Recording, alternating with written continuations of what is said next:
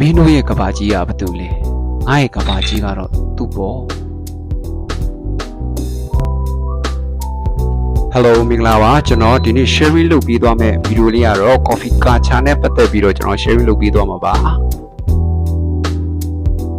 Okay ကျွန်တော်ပြောချင်တာတကူက barista တွေအများများလာတယ် coffee ဆိုင်တွေလည်းဖွင့်လာတယ် coffee တောက်သုံးတဲ့သူတွေလည်းပုံမှန်များပြားလာတယ်ဒါပေမဲ့ကျွန်တော်ရဲ့ coffee culture ကြီးရောတိုးတက်ပြောင်းလဲလာပြီလားဘာကြောင့်လဲတေချာတာတကူက coffee ဆိုင်တွေ business အရန်ဆန်လာတယ် coffee ပေါ်မှာယူသားမှုတွေမရှိကြတော့ငွေကြေးတွေနဲ့တိုင်းတာလာကြတယ်ဒီချက်တွေအကြောင်းလို့ကျွန်တော်ယူဆမိတယ်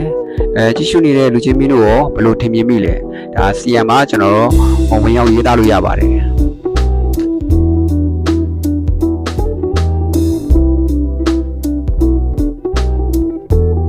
ဟုတ်ကဲ့ပါဒီဗီဒီယိုလေးကိုအဆုံးထိကြည့်ရှုပြီးတဲ့အတွက်ကျေးဇူးအများကြီးတင်ပါတယ်နောက်ထပ်ဗီဒီယိုတွေနဲ့မှာလည်းပြန်လည်တွေ့ဆုံပါအောင်မယ်ခင်ဗျာကျေးဇူးအများကြီးတင်ပါတယ်